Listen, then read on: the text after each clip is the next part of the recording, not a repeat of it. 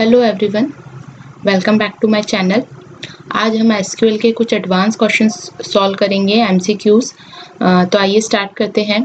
So the first question is, in SQL which aggregate function ignores null value when computing the result? So the correct answer for this question is sum. Why? Because only sum is the operator which ignores the null values when computing the result, while your average will consider nulls values as a zero, counts the null values, and max return the null if all values are null. So the correct answer will be B. Now next question is, which of the following SQL joins returns all rows from both tables? Joining records from the left table that have matching records in the right table. So the answer will be B, because only the left join returns all the rows from the left table along with the matched rows from the right table, while your inner join returns only matched rows, right join returns all rows from the right table, and full outer join returns all rows when there is a match in either table. So according to the question, the correct option is B. Now, which of the following SQL function is used to extract the month from a date? So the answer will be B. Month is the function in a SQL which is used to extract the month from a date. While your date part is used in an SQL server, extract is used in some databases like PostgreSQL, and 2month is not a standard SQL function. Moving to question number 44, which SQL statement is used to add a new column to an existing table? तो new column को add करने के लिए existing table में हम क्या use करते हैं? add column. Add column statement is used to add a new column to an existing table. So correct answer will be C. While your insert column, alter table and modify column are not used for this purpose. Now 45th question is, which of the following SQL statement is used to remove a constraint from an existing table? So to remove a constraint from existing table, we use a drop constraint. So the correct option is B. The drop constraint is used to remove a constraint from an existing table. Now question number 46, what will be the output of the following SQL query? Select star from employee where salary is equal to select max salary from employee. So it will return all the employees with the highest salary, because here we use the equal to marks, and in subquery it will result the maximum salary value from the employees. तो जो भी employees की salary max salary से match होगी वो salaries वो employees की detail यहाँ पे रिटर्न होगी. So all employees with the highest salary will be the correct answer. Now question number 47, which of the following SQL statement is used to add a unique constraint to a column? So for this purpose what we will use, alter table add constraint unique. This is the statement which is we use to add a unique constraint to a column. Now okay, so this is the answer. Now question number 48, which SQL retrieves the name of students who scored the highest marks in each course from a table named student? तो हमारी table का name है student. हमें क्या निकालने हैं? Students के name निकालने हैं जिन्होंने स्कोर किया है हाईएस्ट मार्क्स किसमें? हर कोर्स में. तो देखो हर एवरी कोर्स के लिए हमें निकालना है इन ईच कोर्स. तो हमें ग्रुप बाय किससे परफॉर्म करना पड़ेगा? कोर्स से. तो यहाँ पे ग्रुप बाय तो क्लॉज आएगा ही आएगा, प्लस हमें मैक्सिमम मार्क्स सेलेक्ट करने हैं, हमें नेम ऑफ स्टूडेंट सेलेक्ट करने हैं जिनके मार्क्स सबसे हाईएस्ट हैं. तो यहाँ पे आप देखिए जहाँ पे ग्रुप बाय नहीं है वो ऑप्शन तो वैसे ही कैंसिल आउट हो जाएगा. ठीक है, अब आप देखिए फर्स्ट है select the name from students where marks is equal to select maximum marks from student group by course. अब क्योंकि ईच कोर्स है इसलिए हमें ग्रुप बाय क्या करना है? कोर्स. तो अगर आप ऑप्शन में देखें तो फर्स्ट वाले में ग्रुप बाय कोर्स है तो ये ऑप्शन हो सकता है सही. ग्रुप बाय कोर्स है ये भी सही हो सकता है, लेकिन डी जो ऑप्शन है उसके अंदर ग्रुप बाय कैसे हो रहा है? नेम के थ्रू तो ग्रुप बाय नहीं करना हमें, तो ग्रुप बाय कोर्स करना है, तो ये ऑप्शन भी आपका कैंसिल आउट हो जाएगा. Now there are only two options, select name from students where marks is equal to this, and select name from students where marks in select max marks from the group from the students group by course. So the correct answer will be B here because option B correctly utilizes your subquery to find the maximum marks achieved in each course and then select the name of students who have scored those maximum marks. So here we use the in operator. So the in operator is used to compare the marks column with the subquery result. Okay, while your option A attempts to find the maximum marks in each course, but it compares the marks column directly with the subquery result, which won't work as expected. Okay, so the correct answer will be B. Now question number 49. Which of the following statements are true about an SQL query? तो first है हमारा statement, an SQL query can contain a having clause even if it does not have a group by clause. So yes, P statement is correct. Q statement क्या है? An SQL query can contain a having clause only if it has a group by clause R. अब देखो P अगर true है तो Q true नहीं हो सकता क्योंकि दोनों कॉन्ट्राडिक्टरी स्टेटमेंट है और हमें पता है कि P जो है स्टेटमेंट वो ट्रू है तो Q जो होगा वो फॉल्स हो जाएगा. Q फॉल्स हो जाएगा तो आपकी ये दो कंडीशंस जो होंगी वो ऑटोमेटिकली क्या हो जाएंगी? कैंसिल आउट हो जाएंगी. अब अगर आप R देखें, all attributes is used in the group by clause must appear in the select clause and S is also not all attributes used in the group by clause need to appear in the select clause.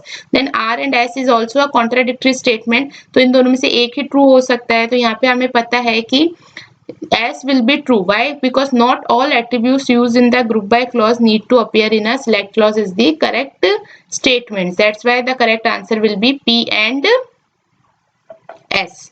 Okay. Now question number 50. Here we have given three tables A, B and C. How many tuple does the result of the following SQL query contain? SQL query क्या है? हमें select करनी है a.id, मतलब हमें ये ID select करनी है from table A where a.age is greater than all. Select b.age. b.age select करनी है b टेबल में से जहाँ पे b.name क्या होना चाहिए? अरुण होना चाहिए. ठीक है. अब आप देखिए b टेबल के अंदर अरुण नेम से कोई भी एंट्री नहीं है. अरुण नेम से कोई भी एंट्री नहीं है तो उस केस में आपकी सब क्वेरी क्या रिटर्न करेगी? नल या फिर एम्प्टी रिजल्ट रिटर्न करेगी. और जब ऑल के केस में आपकी सब क्वेरी अगर एम्प्टी रिजल्ट रिटर्न करती है तो उस केस में आपकी जितनी भी कंडीशंस हैं वो सारी ट्रू हो जाती हैं. इसका मतलब a.age जो है वो सारी ट्रू हो जाएंगी आपकी सब क्वेरी के कंपैरिजन में क्योंकि सब क्वेरी में एम्प्टी आ रहा है तो इसका मतलब ये हमेशा ऑलवेज ट्रू रिटर्न करेगी. दैट्स वाई आपको टोटल नंबर ऑफ टपल्स कितनी मिल जाएंगी यहाँ पे? 3. 1 2 3. ठीक है. So 3 will be the answer. Okay. Next C, यहाँ पे मैंने इसका एक्सप्लेनेशन भी दे रखा है. The meaning of all is the a.a should be greater than all the values written by the subquery. There is no entry with name Arun in table B so the subquery will return null. And if a subquery returns null and all is the operator, then the condition become true for all rows of A. So all rows of tables are selected. That's why answer will be 3. Now next question. Consider a database table T containing two columns X and Y. Each of type integer. दोनों का type integer है. After the creation of a table, one record inserted in the table. X is equal to 1 and Y is equal to 1 is inserted in the table.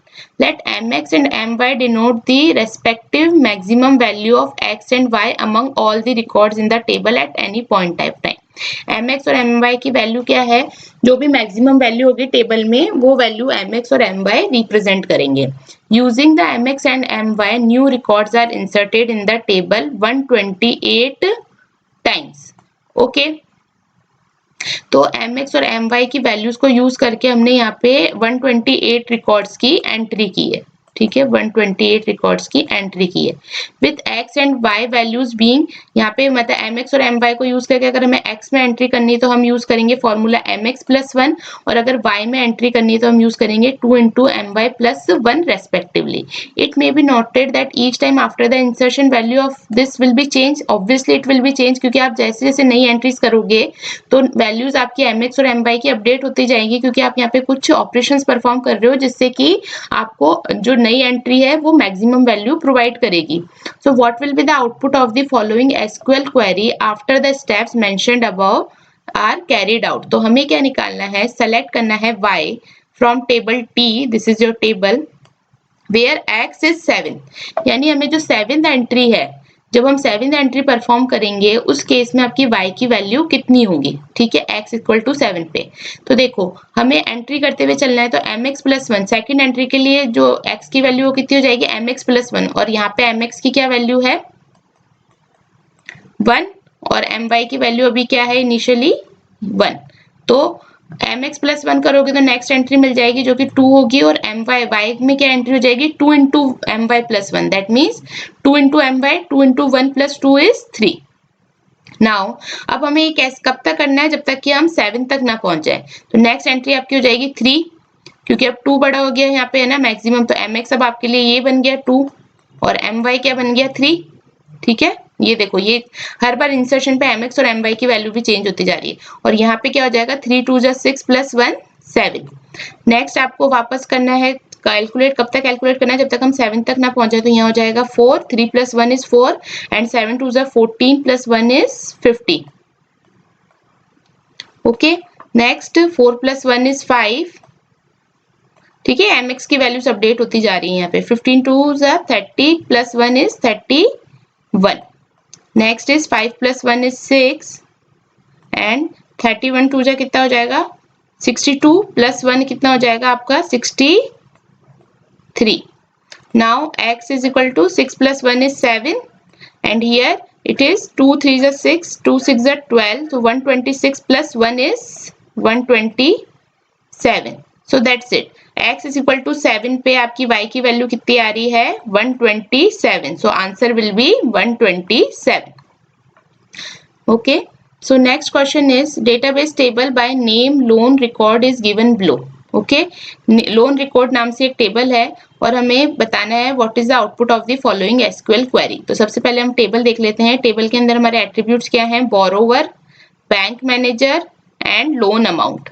Now select count star from select borrower comma bank manager from loan record as, ठीक है, natural join select bank manager loan amount from loan record as T. अब यहाँ पे आप देखो आपने दो temporary tables बनाई है या फिर आपने रीनेम करे हैं टेबल्स को एस और टी में, और दोनों में आप क्या अप्लाई कर रहे हो, नेचुरल जॉइन अप्लाई कर रहे हो, ठीक है।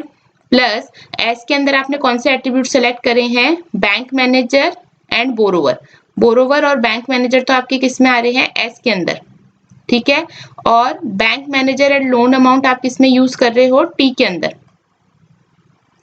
ठीक है, और इन दोनों में आप अप्लाई कर रहे हो नेचुरल जॉइन। तो अगर आप एस और टी में देखें तो हमारे पास कॉमन एट्रीब्यूट क्या आ रहा है, बैंक मैनेजर, यानी कि बैंक मैनेजर से आप मैच करोगे एस और टी के अंदर की टपल्स को, ठीक है। तो यहाँ पे क्या हो जाएगा, बैंक मैनेजर से आपकी टपल्स मैच होंगी एस और टी के केस में, ठीक है। तो यहाँ पे क्या हो जाएगा, आप देखिए नेचुरल जॉइन में हम क्या करते हैं, कॉमन वैल्यूज मैच करते हैं। तो दोनों में देखो सुंदरजन सुंदरजन 2 बार आ रहा है, तो ये सुंदरजन जो है वो टी के बैंक मैनेजर से 2 बार मैच होगा क्योंकि उसमें भी सेम एंट्री होगी, और ये वाला सुंदरजन भी 2 बार मैच होगा क्योंकि टी के अंदर सेम एंट्री होगी। तो ये कितने हो जाएंगे, ये तो 4 तो एंट्रीज इनकी सुंदरजन नाम से आ जाएगी। प्लस राम गोपाल से एक एंट्री मैच होगी तो एक एंट्री आपकी राम गोपाल से आ जाएगी। तो टोटल एंट्रीज कितनी हो जाएगी, 4 + 1 5। So answer will B C. Okay. Next question.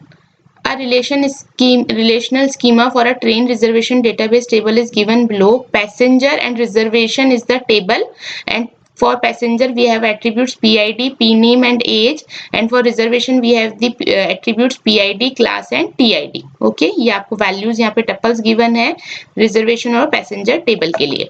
Query हमको दे रखी है जिसका हमें क्या रिजल्ट बताना है, what PIDs are returned by the following SQL query for the above instances of the table.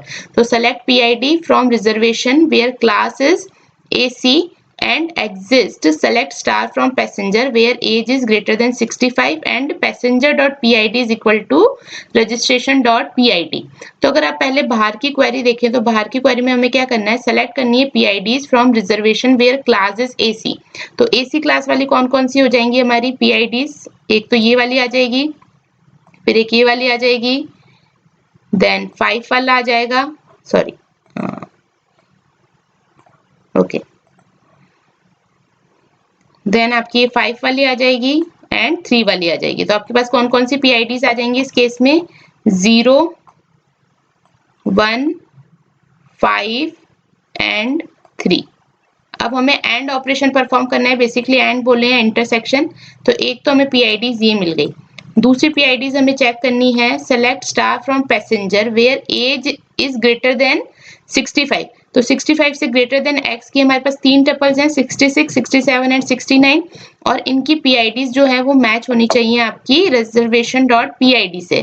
तो देखो कौन कौन सी पीआईडीज मैच हो रही है, 1 भी आ रहा है, 2 भी आ रहा है और 3 भी आ रहा है, प्लस 1 2 3 आ रहा है। 0 आपका मैच नहीं होगा क्योंकि 0 में आईडी तो मैच हो रही है लेकिन एज जो है 65 से ज्यादा नहीं है, इसलिए यहाँ पे क्या आ जाएगा 1 2 एंड 3। Now that's it. अब आपको इन दोनों आईडीज में इंटरसेक्शन परफॉर्म करना है, तो इन दोनों में कॉमन क्या है आपकी, सिर्फ 1 and 3। So the answer will B 1 and 3. Okay, next. Okay, so this is the answer. Next, moving to 54 question. Consider a table, employee, EMPID, name, department and salary, and the two queries below.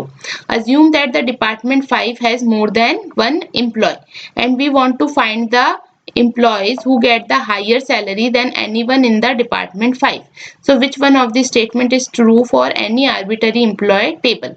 हमें क्या find out करना है, employees who get the higher salary than anyone in the department 5, anyone in the department 5। तो उस case में क्या हो जाएगा, आपका जो फर्स्ट क्वेरी है वो आपकी क्या रिजल्ट देगी। सबसे पहले देखो सब क्वेरी क्या सेलेक्ट कर रही है, एम्प्लॉय सेलेक्ट कर रही है। कैसे एम्प्लॉय सेलेक्ट कर रही है, जहां पे डिपार्टमेंट 5 हो और उस 5th डिपार्टमेंट वालों की सैलरी बाकी एम्प्लॉयज की सैलरी से ज्यादा हो, लेकिन उसके साथ यहाँ लग रहा है नॉट एग्जिस्ट। तो ये जो वैल्यूज यहाँ पर आएंगी वो वैल्यूज आप डिस्कार्ड करके बाकी जो रिमेनिंग वैल्यूज हैं वो लेंगे। तो आपकी यहाँ पे कौन सी वैल्यूज आएंगी, जिसमें डिपार्टमेंट 5 की सैलरी ज्यादा होंगी एम्प्लॉय सैलरी से, और हमें क्या करना है, इसका रिवर्स फाइंड आउट करना है, और उसे फाइंड आउट करने के लिए यहाँ पे नॉट एग्जिस्ट गिवन है, that's why this one is true. जबकि जो सेकंड क्वेरी है उसमें आपका रिजल्ट ट्रू नहीं आएगा, because it will select the distinct salaries from employee S where S dot department is 5 and it will put the greater than any, but it will not give you the correct result. So this Q1 is the correct query. Okay, now next question, given the following statement, which one of the following statement is correct? तो first है, a foreign key declaration can always be replaced by an equivalent check assertion in SQL. This is false because only check assertion is not sufficient to replace your foreign key declaration, because in case of deletion we use foreign key constraint like on delete cascade, which is not fulfilled by the check assertion. So this condition is false. S1 statement is false. Second is, given the table R of A, B, C where A and B together form the primary key, the following is the valid table definition. Create table S, एक नई table हम बना रहे हैं S, जिसके अंदर हमने integers लिए हैं A, D and E, primary key है इसकी D and foreign key is A which reference to R। ठीक है, this is also false. Why, आप फॉरेन की बोल रहे हो ए को जो कि रेफर कर रही है S2 को, लेकिन हमारे को फॉरेन की डेफिनेशन में पता है कि फॉरेन की रेफर्स टू द प्राइमरी की ऑफ द अनदर टेबल, लेकिन यहाँ पे जो प्राइमरी की है वो ए बी है और आप यहाँ पे सिर्फ ए को रेफर करवा रहे हो, तो this is not a foreign key. Okay, that's why this is also false. So that's why the answer will be D. Both S1 and S2 are false. Okay, so this is the answer. Next question, 56. SQL allows tuples in a relation and correspondingly defines the multiplicity of tuples in the results of join. Which one of the following query always gives the same answer as the nested query shown below? तो हमारी nested query हमें क्या provide करवा रही है, select star from R where A in select S dot A from S। तो इन जो है वो क्या रिटर्न करता है, जो भी सब क्वेरी के अंदर वैल्यूज होती हैं उनको, उनमें से अगर कोई भी वैल्यू मैच होती है तो वो वैल्यू आपकी यहाँ पे रिटर्न हो जाती है आउटर क्वेरी में। तो यहाँ पे अगर आप ऑप्शंस देखें तो यहाँ ऑप्शंस में हम देख सकते हैं कि जो सी ऑप्शन है वो ही सिर्फ आपको इक्वल क्वेरी प्रोवाइड करवा रहा है, मतलब सेम आंसर प्रोवाइड करवाएगा। Select R dot star from R, select distinct A from S as S1 where R dot A is equal to S1 dot A. जबकि यहाँ पे यूनिक कंस्ट्रेंट अप्लाई हो रहा है जिससे कि रिजल्ट सेम नहीं आएगा। यहाँ पे आप डिस्टिंक्ट आर सेलेक्ट कर रहे हो, ये भी आपका रॉन्ग हो जाएगा और ये वाला भी आपका रॉन्ग होगा। ठीक है, तो answer will be C only. Now next question, consider the following relational schema. दो schema दे रखे हैं हमें। Sales rep ID means this sales rep ID is the foreign key referring to the EMP ID of the employee relation. Assume that each employee makes a sale to at least one customer. What does the following query return? तो देखो हमको query क्या दे रखी है, select employee name from employee where not exist यहाँ पे use कर रहे हैं. Select customer ID from customer C. ठीक है, हमें कस्टमर आईडी सेलेक्ट करनी है कस्टमर सी की में से, जहां पर कि कस्टमर की जो सेल्स रेपुटेशन आईडी है वो किसके इक्वल हो, एम्प्लॉय की ईएमपी आईडी से, और जो कस्टमर की रेटिंग है वो गुड नहीं हो. ये ऑपरेटर किस लिए यूज होता है, नॉट इक्वल टू. तो rating is not equal to good. तो यहाँ पे आपको कौन सी कस्टमर आईडीज मिल जाएंगी जिनकी जो रेटिंग है वो क्या होगी, गुड नहीं होगी. इसका मतलब यहाँ हमें गुड के अलावा जितने भी रेटिंग वाले कस्टमर्स होंगे उनकी कस्टमर आईडीज मिल जाएंगे. लेकिन आप देखो यहाँ पे आपका यूज हो रहा है नॉट एग्जिस्ट. तो इसका रिवर्स आपको क्या मिलेगा, आपके आउटर क्वेरी में रिजल्ट, यानी कि बाकी सारी जो एम्प्लॉयज हैं जिनकी रेटिंग गुड है वो आपके आ जाएंगे आंसर के अंदर due to this not exist. अगर एग्जिस्ट होता तो यहाँ पे जो रिजल्ट्स है वो मैच होके आते हैं, लेकिन क्योंकि नॉट एग्जिस्ट है इसलिए हमें क्या रिजल्ट्स मिलेंगे, वो एम्प्लॉय की डिटेल्स मिलेंगी या वो एम्प्लॉय के नेम मिलेंगे जिनकी रेटिंग क्या होगी, गुड. दैट्स वाई यहाँ पे क्वेश्चन आपका आंसर क्या हो जाएगा, name of the employees with all their customers having a good rating, all there. ठीक है, तो this will be the answer. Now this is the explanation, you can see also. Now next 58th question number, the statement that is executed automatically by the system as a side effect of the modification of the database. So this is the definition of trigger. Trigger में यही तो होता है, जैसे आप कुछ modification करते हो, इंसर्ट अपडेट डिलीट या जो भी आप जिसके लिए ट्रिगर अप्लाई कर रहे हो, तो जैसे ही आप कुछ मॉडिफिकेशन करते हो तो ऑटोमेटिकली एग्जीक्यूट हो जाता है trigger. So trigger will be the answer because this is the definition of trigger. Now question number 59, which of the following command is used to delete a table in SQL? So drop is used to delete a table in SQL. Now moving to question number 60, consider the relation enrolled in which student and course is the primary key. तो यहाँ पे जो ये दोनों attribute है, दोनों attribute ही मिलकर आपकी क्या बना रहे हैं, प्राइमरी की, student and course. And the relation paid student amount where student is the primary key. ठीक है, रिलेशन पेड के अंदर जो स्टूडेंट और अमाउंट एट्रीब्यूट्स है उसमें से आपकी प्राइमरी की कौन सी बन रही है, ओनली स्टूडेंट. यहाँ पे स्टूडेंट जो आपकी क्या बन रही है, primary key. Assume no null values and no foreign key और इंटीग्रिटी कंस्ट्रेंट. ना ही कोई नल वैल्यू है ना ही कोई फॉरेन की इंटीग्रिटी कंस्ट्रेंट है, दोनों के बीच में. और हमें 4 क्वेरीज यहाँ पे दे रखी हैं, तो हमें फाइंड आउट करना है कि कौन सा स्टेटमेंट करेक्ट है. तो यहाँ पे फर्स्ट क्वेरी है, select student from enrolled where student in select student from paid. Second query है, select student from paid where student in select student from enrolled. Okay, next is query 3, select E dot student from enrolled E and paid P where E dot student is equal to P dot student. And query 4 is select student from paid where exists select star from enrolled where enrolled dot student is equal to paid dot student. तो देखिए ये query समझने के लिए हम एक example लेते हैं. तो देखिए यहाँ पे हमने टेबल ली एनरोल्ड नाम से जिसमें स्टूडेंट और कोर्स आ जाएगा, ABC XYZ ABC PQR, और ये कोर्सेज हमने ले लिए C1 C1 C2 C1. ठीक है, ये दोनों मिलके आपकी क्या बना रही है, प्राइमरी की. और एक हमने टेबल पेड ले ली जिसमें स्टूडेंट हमारी प्राइमरी की है और यहाँ पे हमने रिजल्ट ले लिया ABC XYZ RST और यहाँ से हमने इनके अमाउंट्स ऐड कर दिए. आउटपुट अगर आप क्वेरी 1 का आउटपुट देखेंगे, क्वेरी 1 है हमारा select student from enrolled where student in select student from paid. तो यहाँ पे आपके क्या आ जाएंगे, ABC आ जाएगा, XYZ आ जाएगा और फिर से ABC आ जाएगा, क्योंकि हमें इन दोनों की वैल्यूज को मैच कराना है. ठीक है, जो वैल्यूज स्टूडेंट की पेड के अंदर है वो जो भी मैच होंगी वो आपकी आ जाएगी आउटपुट ऑफ क्वेरी 1 में. क्वेरी 2 का आउटपुट क्या है, select student from paid where student in select student from enrolled. अब हमें उल्टा करना है कि पेड के अंदर जो वैल्यूज हैं उनको मैच करवाना है एनरोल्ड से. तो एनरोल्ड में क्या वैल्यूज हैं, ABC XYZ ABC PQR, और पेड में क्या है, ABC XYZ RST. तो ये दो वैल्यूज मैच होंगी, लेकिन पेड से एनरोल्ड में मैच हो रही है इसलिए यहाँ पे सिर्फ 2 ही रिजल्ट आएंगे. ठीक है, जबकि फर्स्ट वाली क्वेरी में एनरोल्ड से आप पेड मैच कर रहे थे इसलिए तीनों रिजल्ट आ रहे थे. ओके, अब क्वेरी 3 में हम देखते हैं. क्वेरी 3 में हम क्या करना चाह रहे हैं, query 3 is select e dot student from enrolled e and paid p where e dot student is equal to p dot student। तो देखो इसके अंदर भी आपकी क्या हो जाएंगी, वैल्यूज जो भी मैच्ड होंगी डिस्टिंक्ट वैल्यूज आ जाएंगी इसके अंदर। Now select student from paid where exists, select star from enrolled where enrolled dot student is equal to paid dot student। तो इसके अंदर आप क्या कर रहे हो, पेड में से सेलेक्ट कर रहे हो, ठीक है। पेड में से ये दोनों ही वैल्यूज वापस सेलेक्ट होंगी क्योंकि आप मैच करोगे तो आपको यहाँ पे एग्जिस्ट में क्या मिल जाएंगी, ये दो एट्रीब्यूट्स, आपको दो नेम मिल जाएंगे और इन दो नेम को आप एग्जिस्ट के फंक्शन को, एग्जिस्ट ऑपरेटर को यूज करके आप मैच कर लोगे। तो यहाँ पे ये दोनों भी आ जाएंगी।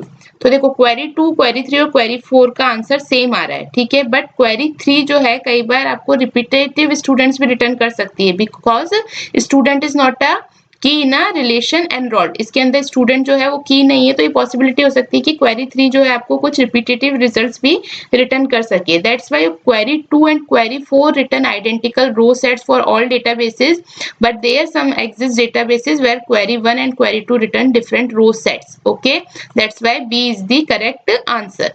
So that's it for this lecture। I hope आपको ये क्वेश्चन समझ आए हैं। इसमें थोड़े से हमने एडवांस लेवल के टॉपिक्स क्वेश्चंस डिस्कस किए जहाँ पे आपको क्वेरीज गिवन होती हैं और उससे आपको आउटपुट निकालना होता है, या फिर आपको कुछ आउटपुट एक्सपेक्ट कर रहे होते हैं जिससे आपको क्वेरी फॉर्म करनी होती है। तो आई होप आपको समझ आया है। प्लीज प्रैक्टिस कीजिए क्वेश्चंस की ताकि हमें टॉपिक बहुत ज्यादा से ज्यादा क्लियर हो और कॉन्फिडेंस हमारा बिल्डअप हो। Thank you.